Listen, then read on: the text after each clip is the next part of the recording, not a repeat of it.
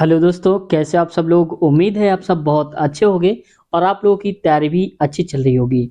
दोस्तों, जैसे पिछले पार्ट में आपने प्यार और स्नेह दिया है अब तक, ठीक वैसे ही उम्मीद करते हैं इस वीडियो में भी आप ऐसा ही प्यार और स्नेह बनाए रखेंगे। दोस्तों, लगातार हम सीरीज चला रहे हैं एनटीपीसी की, जो कि पार्ट नंबर 120 है। यानी कि इससे पहले हम 119 पार्ट करवा चुके हैं, जो कि बहुत होते हैं। और इसके आगे ये सीरीज हमेशा जारी रहेगी और सारे के सारे क्वेश्चन पेपर हम कराएंगे और डिटेल के साथ। साथ ही साथ आप जो हमारे साथ लगातार देख रहे हैं, जुड़े हैं काफ़ी पिछले पार्ट से, तो उन्हें पता भी होगा कि हम पिक्चर भी दिखाते हैं साथ में, ताकि डायग्राम भी दिखाते हैं, ताकि ये क्वेश्चंस क्लियर हो सके आपको और अच्छे से डिटेल आप समझ पाओ। साथ ही साथ जो ऑप्शंस होते हैं उनके बारे में भी हम चर्चा करते हैं, ताकि अगली बार अगर कोई क्वेश्चन आए, रेलवे घुमा कर पूछे, तो भी आप उस क्वेश्चन को बिना कंफ्यूजन के सही से उत्तर दे पाओ। तो चलिए दोस्तों, पिछले पार्ट की तरह इस पार्ट को भी शुरू करते हैं। लेकिन इससे पहले रिक्वेस्ट है मेरी कि अगर चैनल पे अब तक नए हैं और जुड़े नहीं हैं, तो चैनल को सब्सक्राइब कर लीजिए और यूट्यूब परिवार का हिस्सा बन जाइए, जैसे हजारों लोग इस परिवार में सम्मिलित हैं। चलिए शुरू करते हैं। क्वेश्चन है, प्रकाश संश्लेषण के लिए किस गैस की आवश्यकता होती है। देखो दोस्तों, 76 नंबर क्वेश्चन करा रहे हैं। इससे पहले वाले पिछले पार्ट में हमने करवा दी है, ठीक है, देख लेना आप। तो प्रकाश संश्लेषण जब होता है तो कौन सी गैस की उपस्थिति में होता है, तो ये होता है कार्बन डाइऑक्साइड की उपस्थिति में। यानी कि जो पेड़ पौधे अपना भोजन बनाते हैं, प्रकाश संश्लेषण की क्रिया द्वारा वो कार्बन डाइऑक्साइड गैस को लेकर के बनाते हैं। दोस्तों, एक बार हम देख लेते हैं कि पूरे वायुमंडल में गैसों का प्रतिशत क्या है और कितनी कौन सी गैस है। यहाँ से देख सकते हो आप कि नाइट्रोजन गैस सबसे ज्यादा है, जो कि 78%, ये परसेंटेज में आप समझ लो 78% लगभग है। और ये ऑक्सीजन जो है, जिसको हम 21 मान लेते हैं, क्योंकि 0.95 है, तो इसको हम 21 पूरा पूरा मान लेते हैं। 21% क्या है, ऑक्सीजन है। वहीं आर्गन फिर है, और इसके बाद कार्बन डाइऑक्साइड की मात्रा पूछी जाती है। तो आपको याद रखना है 0.036, ना भी याद करेंगे तो ये 03 याद रखना, 0.03 तक, ठीक है। यहाँ तक पूछी जा चुकी है, ये ग्रुप डी में आया था क्वेश्चन। कार्बन डाइऑक्साइड में, वायुमंडल में कार्बन डाइऑक्साइड की कितने परसेंट की भागीदारी है, कुछ इस टाइप का क्वेश्चन दे के रखा था। तो देखो दोस्तों, ये तो हो गया कि वायुमंडल में उपस्थित है। लेकिन क्वेश्चन में देखो ये था कि कार्बन डाइऑक्साइड, अब देखो ये वायुमंडल में ये गैसें हैं, लेकिन जब हम दोस्तों सांस लेते हैं, तो सांस लेने में ये सारी की सारी गैसेस हमारे अंदर जाती हैं, इसी रेशियो में जाती हैं, 78-21 और इसके रेशियो में। लेकिन जब हम बाहर छोड़ते हैं जो कार्बन डाइऑक्साइड गैस है, तो ऑक्सीजन अंदर लिया। अब हम कहते हैं यहाँ ऑक्सीजन अंदर लिया, लेकिन ऑक्सीजन नहीं, साथ में हम नाइट्रोजन भी अंदर लेते हैं, साथ में ऑक्सीजन भी और कार्बन डाइऑक्साइड भी, ठीक है। लेकिन जब हम बाहर छोड़ते हैं गैस को, तो कार्बन डाइऑक्साइड पूरी तरह से नहीं होती है, हम उसको लेकिन मान लेते हैं। यानी कि नाइट्रोजन का हम यूज नहीं करते, तो 78% वो बाहर होती है। और यहाँ पर जो ऑक्सीजन होता है, लेते 21% है, लेकिन छोड़ते समय हो जाता है 16.4% ऑक्सीजन हम बाहर छोड़ते हैं जब हम सांस को बाहर निकालते हैं। और वहीं पर CO2 यानी कि कार्बन डाइऑक्साइड, ये हो जाती है 4.4%। यानी कि पहले कितनी थी, 0.03%, और यही अब कितनी हो गई, 4.4%। तो लेकिन हम बोलते हैं कार्बन डाइऑक्साइड हम गैस बाहर छोड़ते हैं, लेकिन ये मात्रा में छोड़ते हैं इनको, ठीक है, याद रखना। इस स्थान को nursery of the Bengal army कहा जाता है। वो कहा जाता है दोस्तों अवध को, क्योंकि अवध जो एक कभी प्रांत ऐसा हुआ करता था, जो राजधानी थी, नर्सरी ऑफ बंगाल आर्मी कहलाती थी। आगे बढ़ते हैं। नेक्स्ट क्वेश्चन, अभी तक सबसे कम आयु वाले यूनिसेफ सद्भावना राजदूत का नाम क्या है। तो ये है दोस्तों मिली बॉबी ब्राउन। लेकिन 2024 में अगर ये क्वेश्चन आपसे पूछा जाए, तो सेम इसका उत्तर आप यही लगाएंगे, क्योंकि अभी तक यही है। तो मिली बॉबी ब्राउन।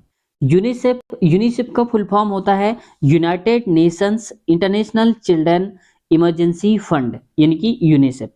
और इसकी स्थापना दोस्तों करी गई थी यहाँ पर, ताकि जो बहुत ही कमजोर बच्चे हैं, जैसे कला के क्षेत्र में, संगीत, फिल्म या फिर खेल के क्षेत्र में, उनको बाहर निकालें, गरीबी से बाहर निकालकर उनकी आर्थिक मदद की जाए, जिससे कि अपने वो हुनर को आगे बढ़ा सकें और उसमें वो अपना सफलता हासिल कर सके, अपना नाम रोशन कर सके।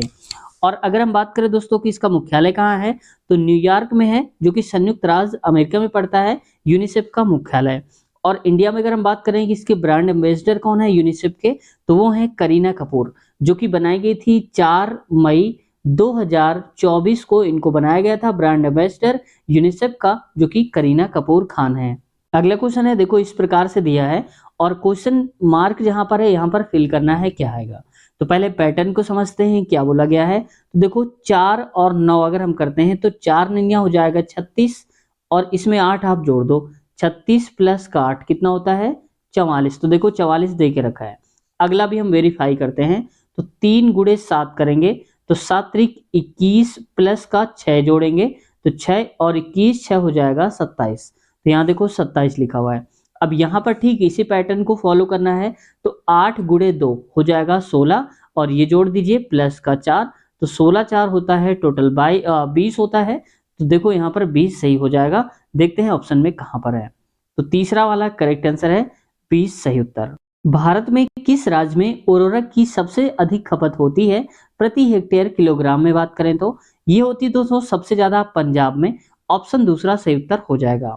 इसमें से देखो जो सबसे ज्यादा है पंजाब में कुल खेती की अगर हम बात करें तो 41 लाख हेक्टेयर जो है अगर एरिया है उसका उसमें से 41 में से 35 लाख हेक्टेयर में अकेले जो फसल होती है वो गेहूं की फसल होती है और गेहूं की फसल यानी कि हम रबी को बोलते हैं। तो ये रबी होता है हमारा जो फसल होती है। ठीक है और इसी कारण से ये पूछा है कि राज्य में उर्वरक की सबसे अधिक खपत तो अधिक खपत कहाँ होती है पंजाब में। क्यों होती है क्योंकि यहाँ पर गेहूं का उत्पादन होता है और गेहूं के उत्पादन करने पे हमें खाद की आवश्यकता सबसे ज्यादा पड़ती है जो कि पंजाब में होता है। अब यही से अंदाजा लगा लो कि अगर 41 बीघे थोड़ी देर के लिए आप बीघा मान लो अगर 41 बीघे जमीन है तो उसमें 35 बीघा अकेले केवल गेहूं बोया जाता है। इसलिए यहाँ पर सबसे ज्यादा हालांकि ये लाख हेक्टेयर में आप समझना 41 लाख हेक्टेयर एरिया है 35 लाख हेक्टेयर उसमें से गेहूं होता है।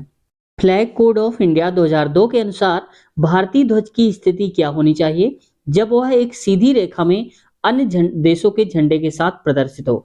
यानी कि अगर कोई सीधी रेखा है ऐसे करके और कई देशों के झंडे यहाँ पर विराजित हैं फहराए जा रहे हैं तो उसमें से नियम कानून क्या होना चाहिए। तो ये होना चाहिए हमेशा दाएं छोर पर होना चाहिए। ऑप्शन नंबर दूसरा सही उत्तर हो जाएगा। दोस्तों यहाँ पर जो आधार माना जाता है वो है भारतीय ध्वज संहिता 2002 इसी को बोल दिया जाता है फ्लैग कोड ऑफ इंडिया। भारतीय ध्वज संहिता 2002 के हिसाब से कुछ नियम कानून बनाए गए थे तिरंगा फहराने को लेकर के और जो कि लागू हुआ था 26 जनवरी 2002 को इसको लागू कर दिया गया था। देखो एक बात तो ये हो गई और दूसरी बात क्या होती है दोस्तों कि जब आप तिरंगे को फहराते हैं तो तिरंगा फहराते वक्त याद रखें कि मान लो कि तिरंगा यहाँ पर है हमारा तो इससे ऊंचा आसपास कोई झंडा नहीं होना चाहिए था भले ही किसी धर्म का झंडा हो या किसी भी देश का झंडा हो। ठीक है उससे ऊंचा कुछ नहीं होना चाहिए था झंडे को लेकर के मैं बोल रहा हूँ। पेड़ नहीं कि पेड़ आप कटवा दें कि झंडे से हो रहा है पेड़ की बात नहीं। कोई तिरंगा झंडा या किसी भी प्रकार का झंडा इससे ऊंचाई पर नहीं होना चाहिए था जहां पर आप तिरंगा लहराने जा रहे हो। तो याद रखना चाहिए कि जो तिरंगा है हमारा वो झुका हुआ नहीं हो बिल्कुल सीधे होना चाहिए और जब झुकाया जाता है इसका मतलब राष्ट्रीय शोक का प्रतीक होता है वो। अगली बात जो कि आप सब लोग जानते भी होंगे कि तिरंगा हमेशा सीधा फहराया जाना चाहिए था जो कि नीले सबसे नीचे की तरफ जो होगा वो हरा रंग होगा यानी कि ग्रीन होगा और बीच में कौन सा कलर होगा आप लोग बताना कमेंट सेक्शन में। ठीक है देखते हैं कितने लोगों को सही उत्तर पता है। साथ ही साथ आपसे पूछता हूं कि यहाँ पर जो तीली होती हैं कितनी तीलियां होती हैं तिरंगे में आप लोग ऐसे ऐसे करके बताना टोटल कितनी तीलियां होती हैं तिरंगे में। चलिए बढ़ते हैं नेक्स्ट क्वेश्चन पे।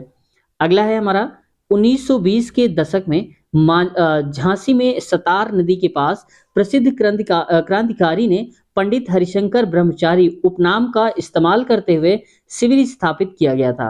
यानी कि एक शिविर लगाया गया था 1920 की बात हो रही है कहां पर झांसी में। तो कौन था तो चंद्रशेखर आजाद जी ने स्थापित किया था। ठीक है तो चंद्रशेखर आजाद जी ने यहाँ पर स्थापित किया। दोस्तों देखो पहला ऑप्शन खुदीराम बोस। खुदीराम बोस एक भारतीय क्रांतिकारी थे और साथ ही साथ ये सबसे कम उम्र के ऐसे व्यक्ति थे जिनकी उम्र 18 साल थी और ये शहीद हो गए थे। यानी कि शहीद होने वाले क्रांतिकारियों में से सबसे कम उम्र के खुदीराम बोस जी थे जिनको फांसी दे दी गई थी। ठीक है क्योंकि इन्होंने ब्रिटिश शासन का विरोध करा था और इनको फांसी इसी कारण दे दी गई थी कब 11 अगस्त 1908 को। हालांकि आपसे पूछा तो नहीं जाएगा लेकिन ये पूछा जा सकता है खुदीराम बोस के बारे में ये कौन थे। वहीं देखो दोस्तों भगत सिंह और भगत सिंह आप जानते हैं कि 23 वर्ष की उम्र में 23 वर्ष की अवस्था थी इनकी तब इनको फांसी पर लटका दिया गया था। ठीक है और ये समुदाय से जो आते हैं वो आते हैं सिख और बाद में उन्होंने क्या सिख मतलब आर्य समाज बाद में उन्होंने धारण किया था। जो पैतृक थे माँ बाप ने, उन्होंने आर्य समाज धारण कर लिया था। और दोस्तों तीसरे वाले जो सबसे खतरनाक है उधम सिंह। क्यों खतरनाक कह रहा हूं मैं? क्योंकि इन्होंने इतनी बड़ी हिम्मत दिखाई थी कि लंदन में जा करके जो ओ जनरल डायर था उसकी हत्या कर दी थी। कहां पर जाके? लंदन में जा करके। और क्यों हत्या करी थी? कि जलियांवाला जो हत्याकांड करवाया था जनरल डायर ने ही करवाया था, और उसका बदला लेने के लिए वो चले गए थे लंदन। आप समझ सकते हो किसी और देश में घुसकर मारना कितना कठिन होता है उनके लिए। ठीक है, तो ये गए थे उधम सिंह। ऐसे क्रांतिकारियों की आवश्यकता होती है देश में, जैसे भगत सिंह, उधम सिंह और खुदीराम बोस ये हो गए। और चंद्रशेखर आजाद जी के बारे में तो आप जान ही गए हैं, यहाँ पर लिखा हुआ है। चलिए आगे बढ़ते हैं क्वेश्चन पे। क्वेश्चन है दोस्तों, एक चुनाव में दो प्रत्याशियों को प्राप्त मतों का अनुपात 2:9 था। यदि जीते हुए प्रत्याशी को 98 43 21 यानी कि 9,84,321 वोट मिले तो डाली गई वोटों की संख्या कितनी है? देखो दोस्तों, एक ए नाम का व्यक्ति था मान लो, दूसरा बी नाम का। ए नाम का व्यक्ति को अगर 2 वोट मिले हैं तो बी नाम के व्यक्ति को 9 वोट मिले हैं। तो जाहिर सी बात है जिसको ज्यादा वोट मिलेंगे वही जीत जाएगा। तो इसने जीत हासिल की होगी, इसकी वैल्यू है 9। क्वेश्चन में कह रहा है जीते हुए प्रत्याशी को इतने वोट मिले 9,84,000। हमारे हिसाब से 9 वोट मिले, क्वेश्चन के हिसाब से 984, तो 9,84,321 के बराबर करिए। तो एक की वैल्यू निकालिए, तो 9 से काटेंगे, 9 से तो ये हो जाएगा 9 एक कम 9, यहाँ पर 9 एक कम 9, और देखो 8 छोटा है, पूरा पूरा कट गया 9, तो 8 छोटा तो एक जीरो लगा लो, तो ये हो जाएगा 84। दोनों नंबर ले लेंगे तो 9 नन्या 81 हो जाएगा, बचेगा 3 तो 33, और 9 त्रिया 27, तो 3 आएगा 27, और कितना बचेगा? ये बचेगा 6, ये हो जाएगा 62। तो 9 7 63 होता है जो कि ज्यादा हो जाएगा, तो 9 छा का 54 करेंगे यहाँ पर। ठीक है, बचेगा 8, तो ये 81, तो 9 नन्या 81 ये आ जाएगा। मैं इसको थोड़ा सही कर देता हूँ, ये 9 आ जाएगा। ये तो हो गई दोस्तों एक की वैल्यू। इसमें पूछा गया था कुल वोटों की संख्या, तो कुल वोट कितनी थी? 2 और 9 कितना? 11। तो हम इसको 11 से मल्टीप्लाई यहाँ करेंगे, तो यहाँ भी 11 से मल्टीप्लाई करेंगे, तो 11 99 99, और 11 छः का 66, और 9 हो जाएगा 75, तो लिखेंगे बचेगा 7। तो 11 3 33, और 33 7 हो जाएगा 40, यानी कि 0 बचा 4, और 11 99 4 103 होता है तो 3 लिखेंगे, 10 बच जाएगा यहाँ पर। ठीक है, ये 0 है तो 0 हो जाएगा, और 11 एक कम 11, और 11 एक 12, तो ये हो जाएगा दोस्तों इतना संख्या बन जाएगी, यानी कि 12,03,059। कहाँ लिखा है? ऑप्शन नंबर पहला है, यही करेक्ट उत्तर है इसका। क्वेश्चन, यदि ए का मान 1 है और एम का मान 13 है, आर का मान 18, तो मिशन को किस प्रकार लिखेंगे? तो देखो अगर ए बी सी डी हम ऐसे करके लिखना शुरू करें, जेड तक जाए यहाँ पर, तो 1 नंबर पे 2 3 ऐसे जो जेड आएगा वो आएगा 26 26 नंबर पे। तो ठीक वैसे ही देखो आर आता है 18 नंबर पे, यानी कि कहने का अर्थ इसके यह है कि जो भी लेटर का क्रम है 1 2 3 से शुरू करेंगे ए से लेकर के, तो बस उसी को लिखो। लेटर का क्रम है वो उसी नंबर पे लिख दो। एम, एम किस नंबर पे आता है? 13 पे, तो यहाँ पर आप लिख दीजिए 13। आई आता है कितने नंबर पे? 9 नंबर पे, तो यहाँ लिख दीजिए 9, यानी कि 139 शुरू में आएगा। तो किस में दिया है? ये दोनों तो कट गए, तो बचा तीसरा या फिर चौथा हमारे पास। अब देखते हैं एस, एस किस नंबर पे आता है? 19 नंबर पे, तो ये हो जाएगा 19, और ये हो जाएगा 19 नंबर। अभी यहाँ तक देखो सेम चल रहा है, आगे भी देखो। यहाँ पर अगला मिल गया आई, आई फिर से आ जाएगा 9 नंबर पे, ओ आता है 15, और एन, एन इसके ठीक पहले यानी कि 14 नंबर पे आता है। तो आप मैच कर लीजिए, 14 15 99 ऐसे 191 ऐसे करके करेंगे तो ये पूरा का पूरा मिल जाएगा, जो कि तीसरा करेक्ट आंसर में आता है। क्वेश्चन हमारा ऐसे दिया है 2,7, 14 और 23, तो यहाँ पर क्या आएगा? इसी क्रम को अगर हम फॉलो करेंगे तो क्या लिखेंगे? तो देखो यहाँ पर अगर हम अंतर देखेंगे, मैं यहाँ थोड़ा बड़ा लिख देता हूँ, 2 7 14 और 23, ये आगे वाला नहीं पता है। तो देखो इनके बीच का अंतर कितना है? 5 का है। यहाँ पर अंतर कितना है? 7 का है। और यहाँ पर अंतर कितने का है? ये है 9 का अंतर। इसका मतलब कि अंतर जो बढ़ रहा है वो 2 एक्स्ट्रा बढ़ रहा है, यानी कि बढ़ते हुए जा रहा है। जैसे 5 का अंतर था, 7 का अंतर, फिर 9 का अंतर, और आगे कितने का अंतर आएगा? 11 का आएगा। तो बस 23 में से आप 11 जोड़ दीजिए, तो 3 1 4, 2 1 3, यानी कि 34 हो जाएगा। चौथा वाला सही उत्तर हो जाएगा। ठीक है, आगे बढ़ते हैं। ए बी से लंबा है और बी सी से लंबा है, डी बी से ठीक ना है यानी कि छोटा है, किंतु सी से लंबा है, तो डी डैश का क्या है ऑप्शन में देखेंगे। तो जैसा जैसा बोला जा रहा है आप वैसे ही करते जाओ। कह रहा है कि ए बी से लंबा है तो मैं लंबे की तरफ ऐसे बढ़ूंगा, ठीक है। तो ए बी से लंबा है यानी कि ए यहाँ पर होगा तो बी थोड़ा सा यहाँ पर होगा। थोड़ा गैप करके लिखना है आपको, हमेशा याद रखना, क्योंकि जब कभी कोई लेटर बीच में लगाना पड़े तो आप फिट कर सको, ठीक है। तो आप भी पेपर में ऐसे ही करना। बी सी से लंबा है, अब इसका मतलब बी जो है सी से लंबा है तो सी यहाँ कहीं होगा, क्योंकि बी तो लंबा है ना इधर वाला। अब आगे देखो, डी बी से ठीकना है तो डी जो है बी से छोटा है, तो बी से छोटा है मान लिया हमने कौन, डी, लेकिन सी से लंबा है तो सी से लंबा है इसका मतलब यहाँ तो कहीं होगा नहीं, इधर होगा। और बी से छोटा है तो इसका मतलब इन दोनों के बीच में ही होगा। तो यहाँ पर क्या लिखेंगे, यहाँ पर लिख देंगे डी, ठीक है। इस प्रकार से बनेगा। अब आगे देखो, तो डी डैश है तो सबसे छोटा, ठीक ना। तो सबसे छोटा डी तो नहीं है, तो डी देखो डी नहीं है, सबसे छोटा क्या है सी है, इस पे से सबसे बड़ा कौन है ए है। अब कह रहा है सी से लंबा है कौन डी, तो डी देखो सी से लंबा है कि नहीं है, तो डी यहाँ आता है, सी बात पीछे है इसके। ए और बी से लंबा, ए और बी से लंबा है कौन डी, तो ए और बी से लंबा थोड़ी डी है, वो तो छोटा है। बी से लंबा है तो बी से लंबा नहीं है डी, बल्कि बी से छोटा है। केवल ऑप्शन दूसरा ही सही उत्तर हमारा हो जाएगा। देखो कई बार क्या दिया जाता है दोस्तों, कई बार ऐसा हो जाता है कि ऑप्शंस दे देगा और ऑप्शन में कंफ्यूजिंग ऑप्शंस रहते हैं, जैसे ए सही या फिर ए और बी दोनों सही ऐसे करके दे देता है।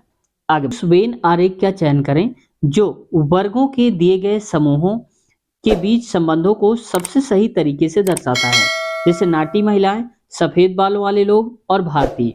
तो देखो कुछ तो ऐसी होंगी जो नाटी महिलाएं होंगी और हो सकता है सफेद बालों वाली भी कुछ हों, उनमें से सब नहीं होंगी। और जो सफेद वाले लोग होते कुछ भारतीय भी होंगे, तो यहाँ पर भारतीय भी हो सकता है, मतलब सब में सारे कॉमन होंगे। तो यहाँ पर ऑप्शन नंबर हमारा आएगा जो इसमें सब में कॉमन आएगा, जो कि दूसरे में दे के रखा है, यहाँ पर सही उत्तर हो जाएगा। ये वाला कब काम आता है, ऐसा फिगर, तो जब किसी चीज के अंदर हो, जैसे मान लो कहीं पर कह देता कि जिला, जिला, राज्य और देश दिया हो, तो सबसे छोटा जिला, तो मान लो ये जिला है, जिला के अंदर यहाँ पर क्या होगा राज्य होगा, राज्य में देश होगा, ऐसे बनेगा। तो ये ऐसा फिगर तब बनेगा जब ऐसी कंडीशन दी हो।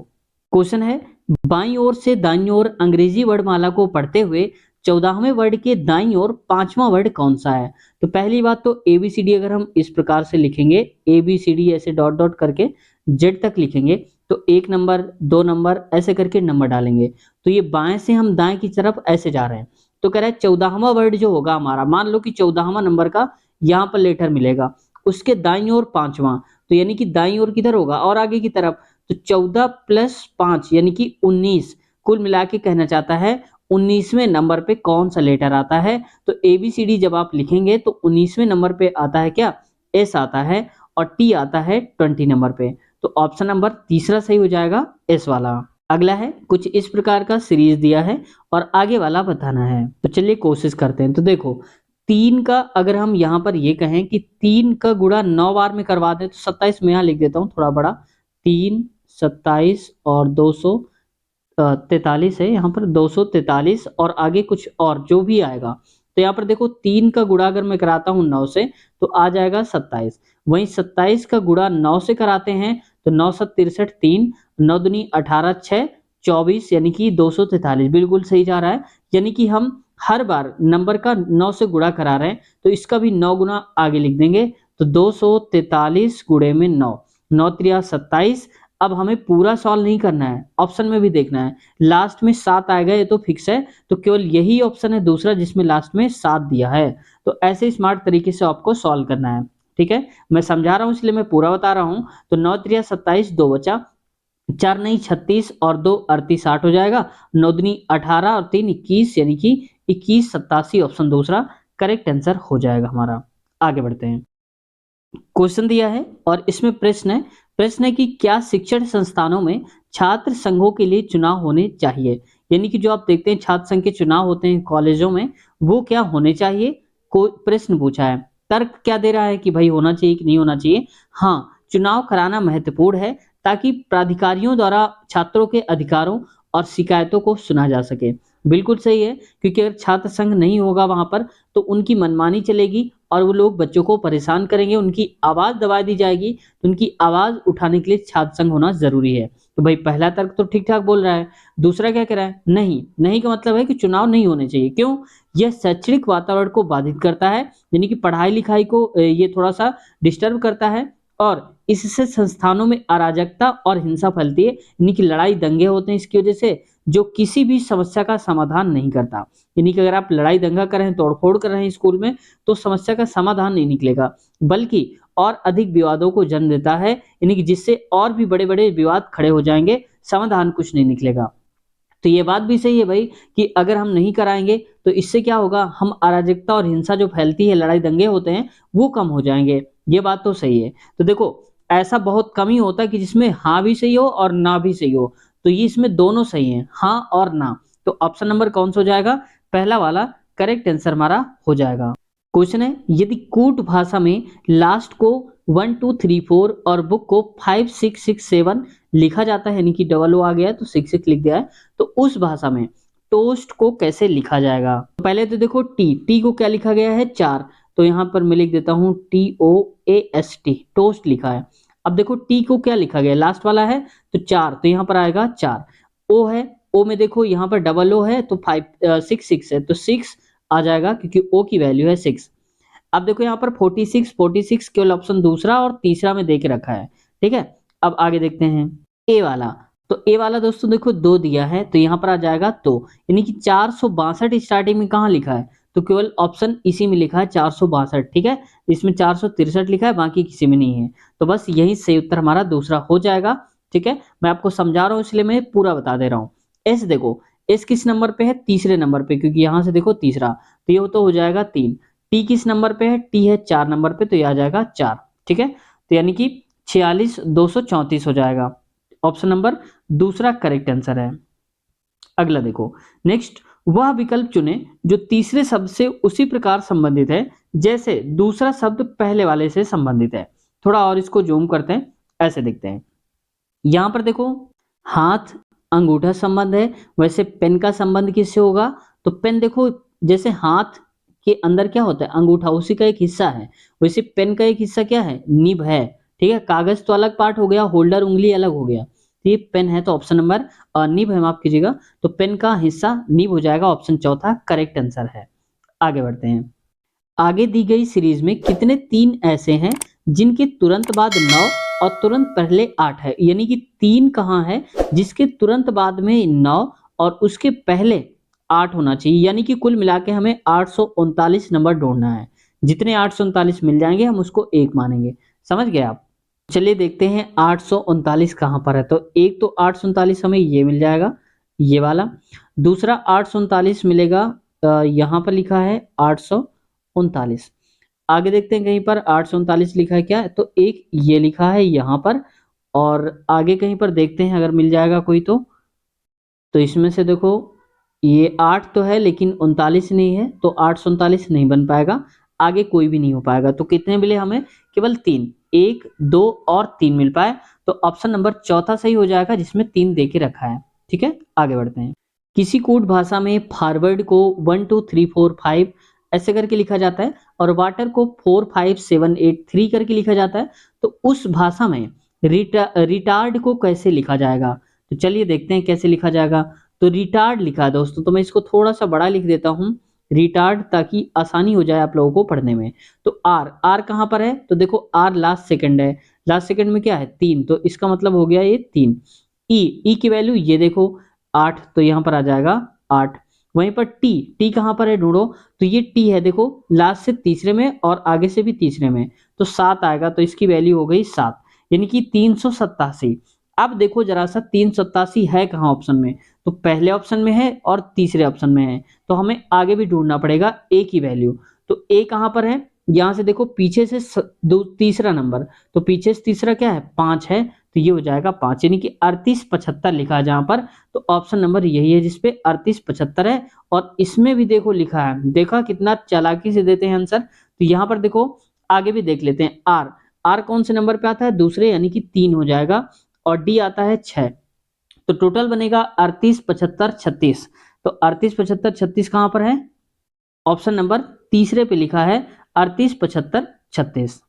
एक स्थान से शुरू करने के बाद नवीन पूर्व की ओर 3 किलोमीटर चलता है, फिर अपनी बाईं दिशा में मुड़कर वह 3 किलोमीटर चलता है। इसके बाद वह फिर से अपनी बाईं दिशा में मुड़ता है और 4 किलोमीटर चलता है। वह अपने शुरुआती स्थान से किस दिशा में खड़ा है, दिशा बताना है। तो देखो, जब कभी ये पढ़ना जरूरी होता है पीछे वाला कि दिशा दिया है कि दूरी बता रहा है, तो दिशा बता रहा है, तो हमें अब दूरी से ज्यादा फर्क नहीं पड़ेगा, दिशा को लेकर के ध्यान में हम चलेंगे। पूर्व की ओर 3 किलोमीटर चलता है, तो मान लो यहाँ खड़ा रहा होगा, यहाँ से वो 3 किलोमीटर चला इधर की तरफ, फिर आगे, क्योंकि हम यहाँ पर दिशा देख रहे हैं, दूरी नहीं देख रहे हैं, वह अपनी बाईं दिशा में मुड़ा, बाईं का मतलब ऊपर की तरफ गया होगा, और 3 किलोमीटर चला। फिर क्या हुआ, इसके बाद वह फिर से बाईं ओर मुड़ा, यानी कि इधर की तरफ मुड़ा और 4 किलोमीटर चढ़ा, तो इससे भी आगे निकल जाएगा, 4 किलोमीटर चला होगा। फिर क्या कह रहा है, वह अपने शुरुआती स्थान से किस दिशा में खड़ा है, तो शुरुआती स्थान इसका ये था। अब यहीं से एक लाइन खींच दो ऐसे करके, तो आप बताओ ये यहाँ पर है, तो ये दिशा कौन सी होगी? अगर ये उत्तर है, दक्षिण है, तो दक्षिण, पूर्व और ये पश्चिम है, तो ये उत्तर पश्चिम नहीं होगा। तो देखो, उत्तर पश्चिम ऑप्शन नंबर दूसरा वाला करेक्ट आंसर हो जाएगा हमारा। आगे बढ़ते हैं। यदि दक्षिण पूर्व 2 स्थान बदलता है, यानी कि दक्षिण पूर्व 2 स्थान बदले और वो उत्तर बन जाए, और उत्तर पश्चिम 2 स्थान बदले तो दक्षिण पूर्व। पहले हम इसको बना लेते हैं, फिर समझते हैं पूरा क्वेश्चन को। अब दक्षिण पूर्व, तो दक्षिण पूर्व कौन सा होगा? ये वाला हिस्सा है, ये वाला दक्षिण पूर्व, ठीक है, क्योंकि ये उत्तर हो जाएगा, ये दक्षिण, मैं लिख देता हूं, ये पूर्व, और इधर आ जाएगा पश्चिम। अब दक्षिण पूर्व यानी कि ये वाला जो हिस्सा है वो बन जाता है पूर्व उत्तर, यानी कि उत्तर और पूरब बन जाता है, यानी कि यहां पर आता है। ठीक एंटी क्लॉकवाइज हम 90 डिग्री चलते हैं, 90 अंश घूमना है पीछे की तरफ। आगे कह रहा है उत्तर पश्चिम चलता है तो दक्षिण पश्चिम बन जाता है, तो अगर उत्तर पश्चिम ये वाला होता है तो दक्षिण पश्चिम ये बन जाता है। ठीक है भाई, मान लिया यहाँ भी 90 घूम रहा है। तो अब क्या कह रहा है, यह मानते हुए कि शेष सभी दिशाओं में इसी तरीके से, मान लिया कि हम ऐसे ही अब बदलेंगे इसी रूल के हिसाब से, तो पश्चिम की दिशा क्या हो जाएगी? तो आप बताओ, पश्चिम ये है, और पश्चिम की दिशा से 90 डिग्री घूमेंगे अगर आप, तो यहां से यहां आ जाएंगे, यानी कि दक्षिण की दिशा में आ जाएंगे आप। तो ऑप्शन नंबर चौथा सही उत्तर हो जाएगा हमारा। किसी कूट भाषा में अगर रमन को 47 लिखा जाता है तो अर्जुन को उस भाषा में क्या लिखा जाएगा? ठीक है, तो देखो रमन लिखा गया है, तो रमन, इसको देख लेते हैं लिखा कैसे गया होगा। तो ज्यादातर ऐसे क्वेश्चन में चांसेस होता है कि लेटर, जितने लेटर सीरीज होता है, क्रम होता है, उन्हीं को ऐड कर दिया जाता है। जैसे आर देखो, 18 नंबर पे आता है 18, ये आता है 1 नंबर पे, ए आता है ना, तो 1 कर दो, प्लस एम जो आता है ये आता है 14 नंबर पे, माफ कीजिएगा 13 नंबर पे आता है, और ए हो जाएगा यहाँ पर पहले नंबर पे, और एन आता है, 14 नंबर पे। ठीक है, इन सबको आप जोड़ लीजिए, तो 1 1 2 18 2 20, तो 20 और 20 40 हो गया, 40 7 47 हो गया, ये हो गया। तो देखो 47 आया है, इसका मतलब अर्जुन में जितने लेटर हैं उन सबका क्रम लिख करके जोड़ दो आप। तो लिखते हैं यहाँ पर अर्जुन लिखा हुआ है, ए 1 नंबर पे, और आर आता है कितने में? आर एस टी, यानी कि 18 नंबर पे आर, जे जे 10 नंबर पे, और इसके बाद यू यू 21 नंबर पे आता है, और एन आता है 14 नंबर पे। इन सबको ऐड कर दीजिए, 14 और 1 15, 15 15 30 और 3 33, 33 10 43, और 43 21 लिख दीजिए, तो 43 और 21, तो 3 1 4 4 2 6, यानी कि 64। ऑप्शन नंबर पहला सही उत्तर हो जाएगा। समझ गए आप? तो देखो दोस्तों, आज हमने 100 तक क्वेश्चन कवर कर लिए, यानी कि पूरा का पूरा ये क्वेश्चन पेपर हमारा समाप्त हो गया। अब नया क्वेश्चन पेपर उठाएंगे, ये वाला, जिसको हम सॉल्व करेंगे, और इसके सारे के सारे क्वेश्चंस करेंगे, जो कि 8/3/2021 का होगा, और शाम वाली शिफ्ट यानी कि 3 से 4:30 के बीच में आया था। इसको हम सॉल्व करेंगे अगले पार्ट में, यानी कि 121 नंबर के पार्ट पे आप देखेंगे। तो अगले पार्ट की लिंक आपको इसी वीडियो के नीचे मिल जाएगी, डिस्क्रिप्शन में आप देख लीजिएगा, जहां पर लिखा होगा अगला पार्ट, वहां पर क्लिक करके आप डायरेक्ट इसका अगला पार्ट देख सकते हैं। साथ ही साथ दोस्तों, अगर आप ग्रुप डी की तैयारी कर रहे हैं या टेक्नीशियन एलपी की तैयारी कर रहे हैं, तो हमने सबकी प्रीवियस वीडियोस बना दी हैं और सबकी प्लेलिस्ट अलग से बना दिया है। तो सारे के सारे प्रीवियस ईयर हम करवा रहे हैं। तो ग्रुप डी की बहुत सारे क्वेश्चन पेपर करवा चुके हैं प्रीवियस ईयर में जो पूछे गए थे, तो उनका सोल्यूशन देखने के लिए आप इसी वीडियो के नीचे देख लीजिएगा, एक वीडियो की लिंक आपको मिल जाएगी और एलपी टेक्नीशियन की भी वीडियो की लिंक मिल जाएगी, यहाँ चेक कर लीजिएगा। या फिर आप सारे क्वेश्चंस एक साथ देखना चाहते हैं, सारे पार्ट सीरियल से देखना चाहते हैं, तो चैनल के लोगो जहाँ पर बना होगा उस पर क्लिक करिए और डायरेक्ट आप हमारे चैनल के प्लेलिस्ट में देखिए। तो प्लेलिस्ट में अलग अलग हैं, railway group D, LP technician और रेलवे इंटरव्यू भी आपको मिल जाएंगी, अलग से प्लेलिस्ट बना दिया है। ठीक है, तो कोई भी प्लेलिस्ट देखेंगे हमने सीरियल से सबको लगा दिया है। साथ ही साथ अगर आप कह रहे थे कि मैथ में दिक्कत होती है, तो मैथ की भी प्लेलिस्ट हमने अलग से बना दिया है, गणित वीडियोस के नाम से। तो उस पर क्लिक करके बहुत सारे पार्ट्स हमने करवाए हैं और अभी और भी करवाएंगे। ज्यादातर जो रेलवे में पूछे जाते हैं उनको हम करवा रहे हैं, तो उनको भी आप देख सकते हैं। इसी जितने भी वीडियो मैंने आपको बताई, तो एक एक वीडियो की लिंक तो आपको डिस्क्रिप्शन में मिल जाएगी, लेकिन पूरी वीडियोस अगर आप देखना चाहते हैं डिटेल से, तो आपको प्लेलिस्ट में जाना होगा। दोस्तों वीडियो कैसी लगी कमेंट सेक्शन में आप लोग जरूर बताना। किसी का कोई क्वेश्चन है, किसी टाइप का कोई डाउट है तो कमेंट करिए। जैसे हजारों लोगों ने अब तक कमेंट्स करे, हमने उन सबके जवाब दिए हैं, तो आप भी कमेंट करिए और आपको भी जवाब अवश्य देंगे। दोस्तों चैनल से काफी कुछ सीखने को मिला हो तो चैनल को सब्सक्राइब कर लीजिए, ताकि आपकी बेहतर तैयारी रेलवे की हो सके, और बेल आइकन भी दबा लीजिए, जब भी हमारी वीडियो आए आपके पास नोटिफिकेशन पहुंच जाए और आप सबसे पहले वीडियो को देख पाएं। तो दोस्तों चलते हैं, मिलते हैं नए पार्ट में, नीचे लिंक है, क्लिक करिए, अगले पार्ट में मुलाकात करते हैं। ख्याल रखिए अपना, टेक केयर, बाय बाय।